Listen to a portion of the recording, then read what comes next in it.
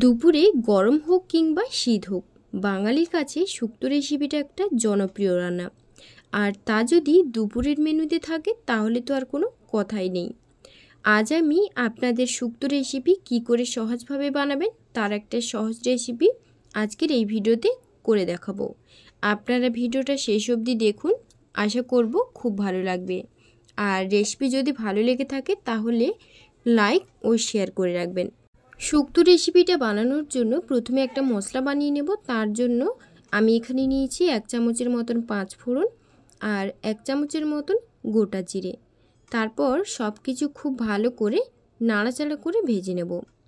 এই সময় কিন্তু ফ্লেমটাকে একদমই হাইতে রাখবেন না, লো টু মিডিয়ামে রেখে মশলাটাকে খুব ভালো করে ভেজে গুঁড়ো করে নিয়েছি। আর এদিকে শুক্তো বানানোর জন্য এখানে কিছু সবজি নিয়েছি, যেমন উচ্ছে, বেগুন, আলু, কলা, পেঁপে। আপনারা চাইলে কিন্তু আরও নানান ধরনের সবজি দিয়েও কিন্তু বানাতে পারেন। কড়াইতে বেশ কিছুটা তেল দিয়ে প্রথমে আমি কিছু সবজি ভেজে নেব। তার জন্য আমি কেটে রাখা উচ্ছেগুলোকে ভেজে নিচ্ছি। সবজিগুলো কিন্তু সবগুলো ভাজার প্রয়োজন নেই। এখানে আমি বেগুন আর উচ্ছেটাকে একটু ভালো করে ভেজে নেব। তো প্রথমে আমি উচ্ছেটা দিয়েছি, উচ্ছেটা দিয়ে খুব ভালো করে আমি উচ্ছেটাকে ভেজে নেব। তো এই যে দেখুন, উচ্ছেটা দেওয়ার পর আমি 3 থেকে 4 মিনিট একদম ভালো করে উচ্ছেটাকে একদম লাল লাল করে ভেজে নেব। তো এই যে অবশ্যই কিন্তু এখানে উচ্ছেটাকে ভালো করে ভাজতে হবে, তাহলে কিন্তু শুক্তোটা খেতে ভালো লাগবে আর উচ্ছের স্মেলটা কিন্তু ভালো আসবে। তো দেখুন, আমি উচ্ছেটা খুব ভালো করে ভেজে নিয়েছি। 4 থেকে 5 মিনিট পর উচ্ছেটা যখন খুব ভালো করে একদম লাল করে ভাজা হয়ে যাবে, তখন আমি এই যে দেখুন আমি উচ্ছেগুলোকে তুলে নিচ্ছি। উচ্ছেগুলো কিন্তু ঠিক এইভাবে ভাজতে হবে, তাহলে কিন্তু খেতে ভালো হবে। আর এদিকে উচ্ছেটা তুলে নেওয়ার পর আমি কেটে রাখা বেগুনগুলোকেও ভেজে নেব।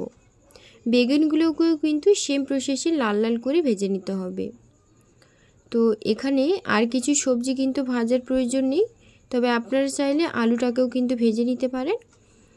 তো বন্ধুরা দেখুন, আমি বেগুনটাকে খুব ভালো করে ভেজে নিচ্ছি। এই শুক্তোটা কিন্তু গরম ভাতের সাথে দুর্দান্ত স্বাদ হয় খেতে। তো শুক্তোটা যারা বানিয়ে এখনও খাননি, অবশ্যই কিন্তু এই রেসিপিটা ফলো করে একবার বাড়িতে বানিয়ে দেখবেন, খেতে কিন্তু দুর্দান্ত হয়। তো এই যে বেগুনগুলো কিন্তু একদম লাল করে ভেজে নিয়েছি।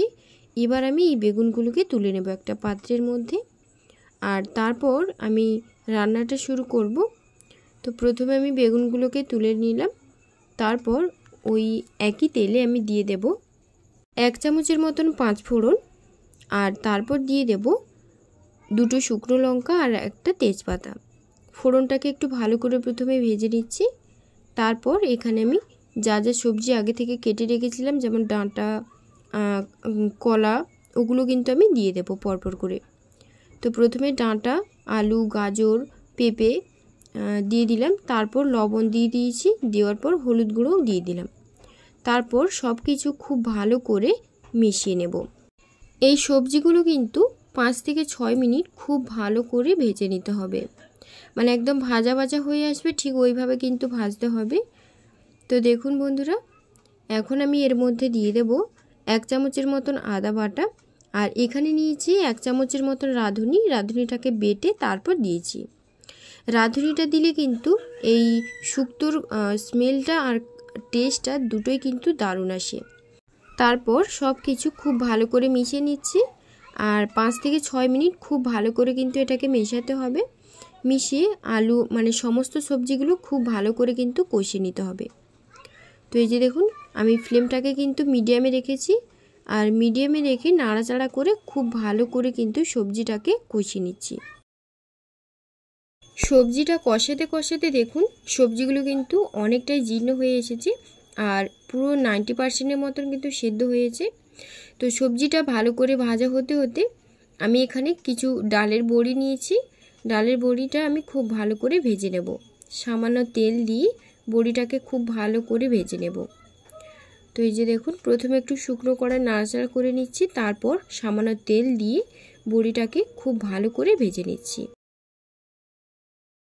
একদমই লো টু মিডিয়ামে রেখে আমি বড়িগুলোকে 2 থেকে 3 মিনিট খুব ভালো করে ভেজে নিয়েছি। এই যে বড়িগুলো ভাজা হয়ে গেছে, এবার তুলে নেব। আর এদিকে কিন্তু সবজিটা খুব ভালো করে সেদ্ধ হয়ে গেছে। সবজিটা কিন্তু খুব ভালো করে সেদ্ধ হয়ে গেছে, একদম 90%-এর মতন। আর পুরো রান্নাটাই কিন্তু মানে সবজিটা যতক্ষণ পর্যন্ত কষানো হয়েছে ততক্ষণ পর্যন্ত কিন্তু আমি ফ্লেমটাকে একদমই মিডিয়ামে রেখেছি। আর এদিকে সবজিগুলো কিন্তু প্রায় 90%-এর মতন সেদ্ধ হয়ে এসেছে।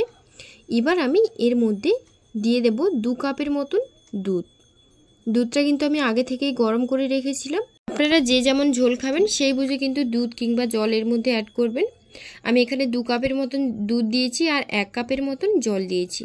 যেহেতু 90%-এর মতো সবজিগুলো সেদ্ধ হয়েছে, তো এটা কিন্তু একটু ঝোলঝোলি খেতে ভালো লাগে। তো এই যে দেখুন, জলটা দেওয়ার পর আর দুধটা দেওয়ার পর খুব ভালো করে একটু নাড়াচাড়া করে নিচ্ছি। আর ঝোল কিন্তু খুব ভালো করে ফুটতে শুরু করেছে। এখন আমি এটা সেদ্ধ হওয়ার জন্য কিছুক্ষণ রেখে দেব। তার আগে আমি এর মধ্যে দিয়ে দেব ভেজে রাখা বেগুন, উচ্ছে আর বড়িটা দিয়ে দেব। তারপর সব কিছু খুব ভালো করে মিশিয়ে নেব। যেহেতু এখানে আলু আর সমস্ত সবজিগুলো আগে থেকে খুব ভালো করে কষিয়ে নেওয়ার জন্য সেদ্ধ হয়ে আছে, তার জন্যই কিন্তু আমি ঝোলটা ফুটে উঠতেই আমি সবজিগুলো ভেজে রাখা উচ্ছে বেগুনটা আমি দিয়ে দিলাম। আপনারা চাইলে পরেও দিতে পারেন। যেহেতু সবজিগুলো আগে থেকে খুব ভালো করে 90%-এর মতো সেদ্ধ হওয়া ছিল, তার জন্য কিন্তু আমি উচ্ছে বেগুনটা দিয়ে দিলাম। আপনারা চাইলে পরেও দিতে পারেন।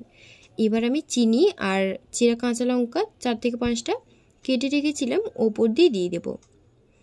তো দেওয়ার পর একটু নাড়াচাড়া করে নিচ্ছি। আর এই যে দেখুন, গাজরটা কিন্তু একদম ভালোভাবে সেদ্ধ হয়ে গেছে। তো এবার আমি ঝোলটাকে আরও 4 থেকে 5 মিনিট ভালোভাবে ফুটতে দেব। একদম হাই আঁচে ভালোভাবে ঝোলটাকে ফুটতে দেব। তো এই যে দেখুন, ঝোলটাকে কিন্তু 4 থেকে 5 মিনিট ধরে খুব ভালো করে ফুটতে দিয়েছি। আর তারপর আমি এর মধ্যে যে ভাজা মশলাটা গুঁড়ো করে রেখেছিলাম সেটা আর সামান্য ঘি দিয়ে নামিয়ে নেব। তো দেখুন, আমি যে ভাজা মশলাটা গুঁড়ো করে রেখেছিলাম সেটা আমি এর মধ্যে দিয়ে দিলাম 1 চামচের মতন। আর 1 চামচের মতন ঘিও দিয়ে দিলাম। দেওয়ার পর সব কিছু খুব ভালো করে মিশিয়ে নিয়ে একদম ফ্লেমটাকে লোতে রেখে ঝোলটাকে 2 মিনিটের মতন ফুটিয়ে নেব। তাহলে কিন্তু রান্নাটা একদম কমপ্লিট। তো দেখুন, আমি এই সময় কিন্তু নাড়াচাড়া করে নিয়ে ফ্লেমটাকে একদমই লোতে রেখেছি। আর লোতে রেখে ঝোলটাকে খুব ভালো করে ফুটতে দেবো। আপনারা চাইলে ঢাকা দিয়েও কিন্তু রাখতে পারেন, তাহলে কিন্তু স্মেলটা আরও ভালো আসে। তো এই যে দেখুন বন্ধুরা, রান্নাটা কিন্তু একদম কমপ্লিট। আর বড়িগুলো কিন্তু একদমই ভেঙে যায়নি। তো বন্ধুরা, আজকের রেসিপি আপনাদের কাছে কেমন লাগলো অবশ্যই কিন্তু কমেন্টে জানাবেন। আর পারলে বাড়িতে একবার হলেও এই রেসিপিটা বানিয়ে দেখবেন, দুর্দান্ত লাগে খেতে। তো এই যে দেখুন, রেসিপিটা কিন্তু দেখতে যতটা ভালো হয়েছে খেতেও কিন্তু দুর্দান্ত হয়। আজকের রেসিপিটা একদমই সহজভাবে দেখানোর চেষ্টা করেছি। আশা করব আপনাদের কাছে ভীষণ ভালো লাগবে। আর রেসিপি যদি আজকের আপনাদের কাছে ভালো লেগে থাকে তাহলে লাইক ও শেয়ার করতে ভুলবেন না। আর পরবর্তী ভিডিও আপনারা কী দেখতে চান সেটাও কিন্তু কমেন্টে জানাতে পারেন। সবাই ভালো থাকবেন, সুস্থ থাকবেন।